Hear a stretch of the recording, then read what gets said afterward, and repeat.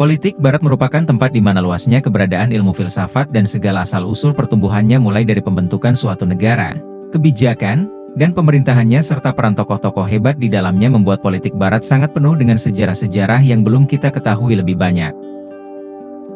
Seperti teori yang akan kita bawakan saat ini, ialah reformasi Protestan yang sangat berperan besar dalam pembentukan agama dan negara saat itu. Jika kita membicarakan tentang reformasi Protestan, maka kita tidak akan asing dengan dua tokoh Protestan yang sangat berpengaruh terhadap gerakan reformasinya. Mereka adalah Martin Luther dengan reformasi Protestan di Jermannya, dan John Calvin dengan reformasi Protestan di Prancis. Keduanya merintis reformasi Protestan yang membuat Protestan menemukan titik pencerahan dari berbagai konflik dan ketidakadilan yang ada antara gereja, paus, dan umatnya. Pada pembahasan kali ini, kita akan membutuhkan teori-teori yang diangkat dari 3 buku untuk perlu dipahami sebagai penjelajah dunia filsafat Barat, yaitu Pemikiran Politik Barat, karya Ahmad Suhelmi. Kemudian Sejarah Filsafat Barat, karya Bertrand Russell. Dan Pemikiran Politik Barat, karya Firdaus Syam. Buku-buku ini akan menjadi pedoman kita dalam teori Martin dan Calvin kali ini. Reformasi Protestan Jerman di bawah Martin Luther. Martin Luther merupakan seorang profesor teologi. Ia lahir pada 10 November 1483 di Eisleben, Jerman.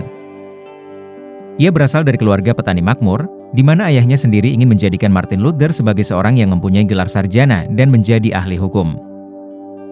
Saat ia muda dan menjadi mahasiswa, ia dikenal sebagai mahasiswa yang cerdas dan mempunyai keberanian dalam mendalami suatu teologi, terutama lebih paham terkait dengan pemahaman Agustinus, yaitu bahwa seseorang mencapai surga hanya karena kasih karunia Tuhan dan tanpa kontribusi dari orang itu sendiri. Luther menyelesaikan studinya di Universitas Wittenberg dan menjadi guru besar tafsir Alkitab di universitas tersebut. Dalam kehidupannya, Luther pernah mengalami kejadian yang mistis sehingga membuat dirinya cenderung terhadap mistis Katolik.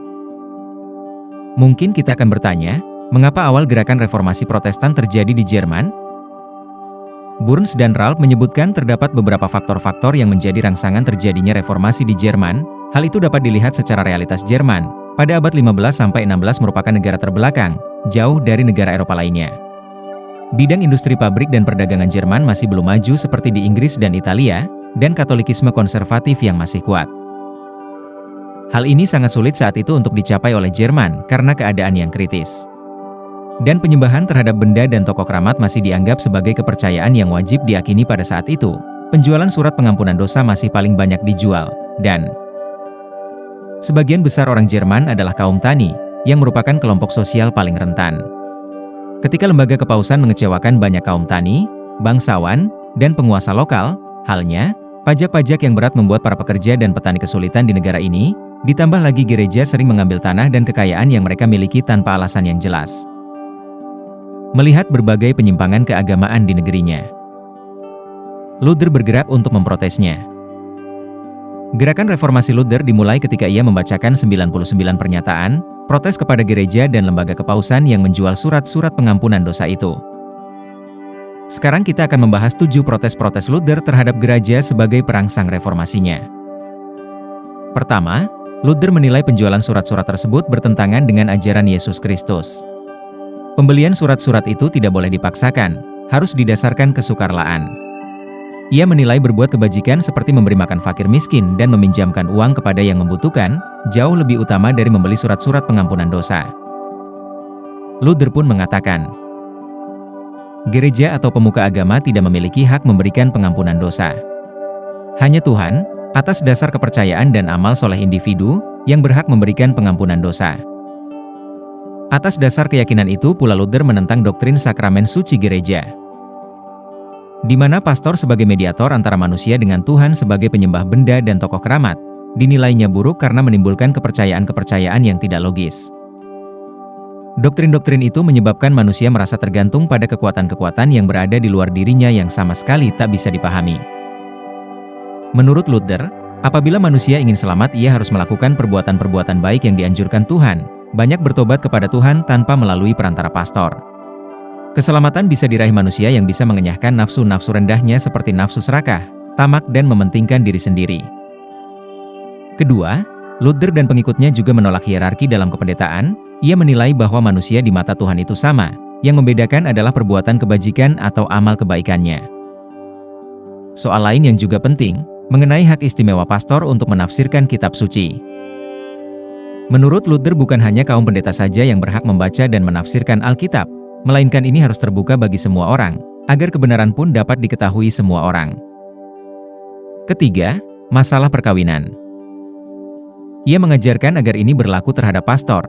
Seperti yang kita tahu, pastor ialah tokoh agama yang seumur hidupnya diwajibkan harus tanpa menikah.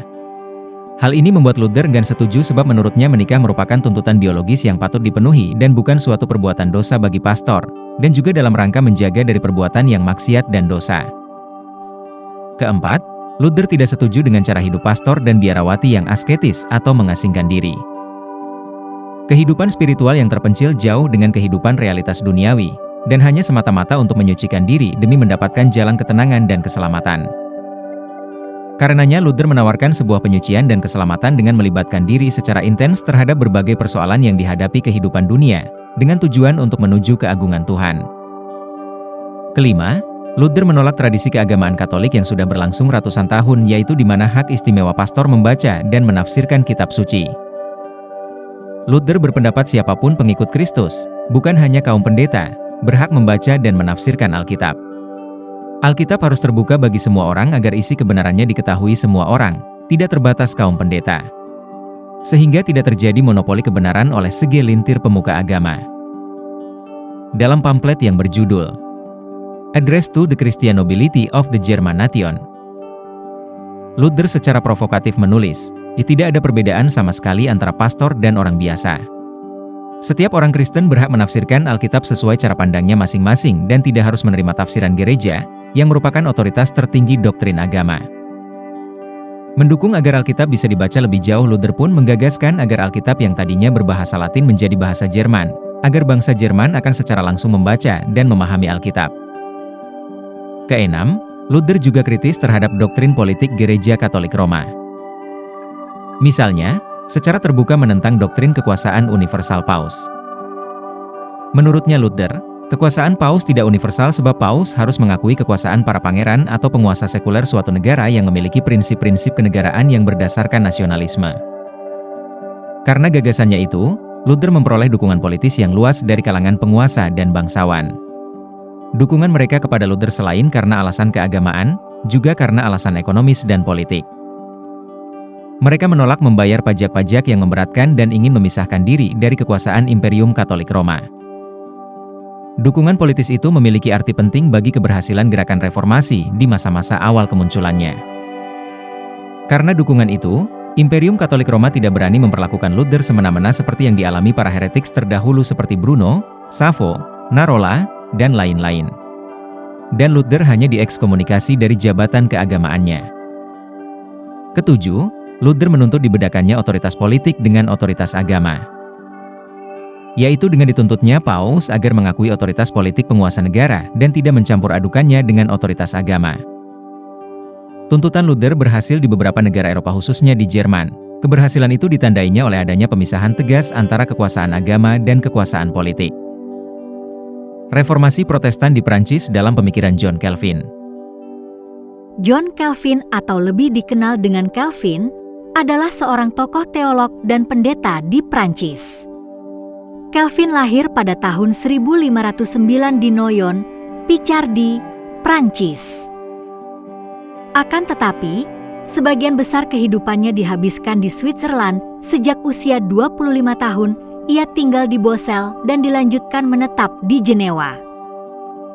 Ia dititipkan ayahnya pada seorang bangsawan semenjak ibunya meninggal. Saat masa menjadi mahasiswa, Calvin belajar di Universitas Paris serta mendalami kajian hukum di Orleans. Pada tahun 1941, ia mulai aktif sebagai penginjil dan meninggal dalam penderitaan penyakit asma serta gangguan pencernaan pada usia 59 tahun. John Calvin merupakan tokoh gerakan reformasi Kristiani di Eropa selain Luther. Ada perbedaan Calvin dari dua tokoh tadi, yaitu Calvin lebih radikal, sedangkan Luther lebih konservatif. Calvin telah meletakkan dasar-dasar teologis, filosofis, dan intelektual yang kokoh untuk keberhasilan gerakan reformasi Protestan di Eropa. Ia juga termasuk tokoh yang berpengaruh dalam pembentukan sejarah Eropa modern dan sebagai salah satu peletak fondasi doktrinal terpenting kemajuan peradaban kapitalis Eropa di abad modern. Gagasannya mengenai takdir atau predestination merupakan konsep teologis Protestantisme yang menonjol darinya. Calvin memiliki pandangan mengenai masalah takdir bahwa manusia itu telah ditentukan oleh Tuhan, siapapun tidak dapat mengubahnya. Ia berpendapat, manusia telah ditulis mengenai nasibnya, oleh sebab itu nasib manusia sepenuhnya ditentukan oleh ibadat dan Tuhan. Menurutnya semua manusia berdosa secara alamiah, atau bisa disebut adanya dosa yang harus ditanggung dari para leluhur. Adanya dosa warisan, sebagaimana manusia berdosa akibat kejatuhan serta dosa Adam, adalah sebuah konsep yang dibenarkan dalam pandangan Calvin. Keselamatan manusia adalah bila mendapatkan rahmat Tuhan atau grace of God. Melalui hidup asketis yang berarti, selalu berbuat kebajikan dan selalu berjuang untuk melawan hawa nafsu hewaninya tanpa henti. Akan tetapi, tidak berarti asketis itu dilakukan dengan cara hidup mengisolir diri, menjauhi hal keduniaan sebagaimana kehidupan monastik, menjadi biarawan dan biarawati. Menurutnya menghadapi ujian hidup merupakan bagian yang penting di tengah kehidupan sehari-hari guna meraih keselamatan manusia. Pandangan Calvin telah menegaskan bahwa kuasa Tuhan adalah penentu segala-galanya. Menurut doktrinnya manusia dapat hidup suci tanpa harus berperari sebagai biarawan dan biarawati. Siapapun penganut Kristiani dapat menjadi pastor dalam lingkungan sosial manapun. Oleh sebab itu, konsep asketisme dalam Protestan tidak menjadikan asketisme itu menjauhkan diri dalam soal keduniawian. Asketisme membolehkan dan tetap memuliakan orang untuk mengejar kekayaan. Karena kaya tidak menyebabkan dosa, kecuali kekayaan itu diperoleh dari cara atau jalan yang dilarang serta digunakan untuk sesuatu kemewahan, kesenangan jasmani belaka, dan perbuatan menyia-nyiakan waktu. Ia sama dengan Luther yang anti-sakramen suci. Doktrin anti-sakramen telah menghapus berbagai kepercayaan magis dan mitos keagamaan yang berlangsung berabad-abad serta membangun semangat individualisme. Manusia kini dapat berhadapan langsung dengan Sang Penciptanya yang sebelumnya harus melalui perantaraan gereja atau para pastor dan orang suci lainnya. Saya berkata tadi bahwa Calvin lebih radikal dalam melakukan reformasi Protestan. Hal ini terlihat sebagaimana dikatakan G.H. Sabine, bahwa gereja di Belanda, Irlandia, dan Amerika merupakan alat utama bagi penyebaran paham yang membenarkan perlawanan di seluruh Eropa Barat. Kenyataan bahwa aliran Calvin khususnya di Prancis dan Skotlandia berlawanan dengan pemerintah pada dasarnya dilakukan oleh pengikutnya untuk bertindak murtad yang menjadi hal biasa di Jenewa dilakukan. Ajaran Calvin sangat menentang liberalisme, konstitualisme atau asas-asas perwakilan. Sebaliknya adanya kebebasan bergerak ajaran yang mengarah ke teokrasi dan semacam oligarki yang dijalankan persekutuan antara gereja dengan kaum ningrat.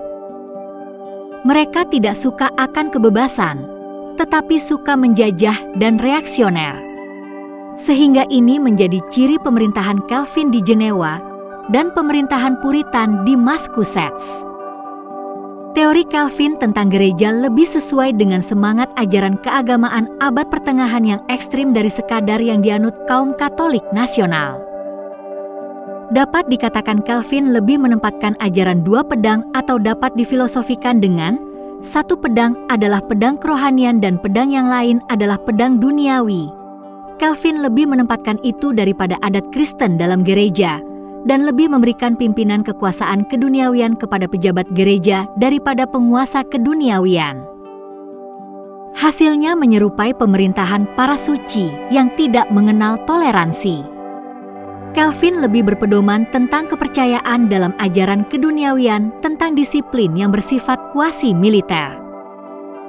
Dengan demikian, Calvin menghabiskan kekayaan kata hukum Romawi untuk melukiskan kekuasaan tertinggi dari Tuhan atas dunia dan manusia. Kesusilaan tidak begitu banyak mengajar kasih terhadap sesamanya. Moral inilah yang menjadikan gereja-gereja Calvin bagian dari aliran Protestan yang militan sekali.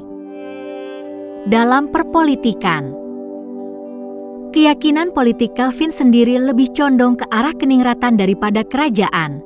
Dalam ajarannya hanya ada ruang untuk seorang raja saja, yakni Tuhan sendiri.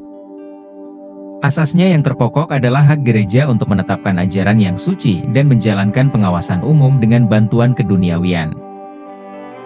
Oleh sebab itu, suatu gereja dalam suatu negara yang para penguasanya menolak untuk menerima kebenaran ajarannya serta memaksakan disiplinnya, harus melepaskan kewajiban untuk taat dan mempertahankan haknya untuk melawan.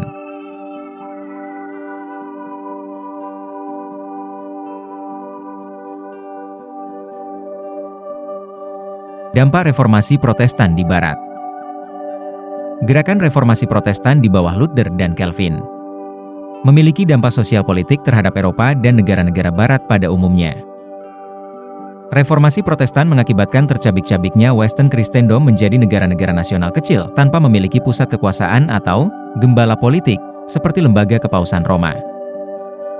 Halnya gerakan reformasi menumbuhkan benih-benih gerakan demokratisasi politik. Gerakan reformasi telah menumbuhkan kesadaran individual akan pentingnya hak-hak politik, individual conscience, dan kebebasan individu. Kesadaran ini kemudian menjadi dasar yang kokoh bagi lahirnya gerakan-gerakan demokratisasi dan anti kekuasaan totaliter dan keberanian rakyat untuk melakukan kontrol terhadap kekuasaan. Uniknya, di sisi lain gerakan ini juga telah menimbulkan benih-benih kekuasaan absolut di Eropa.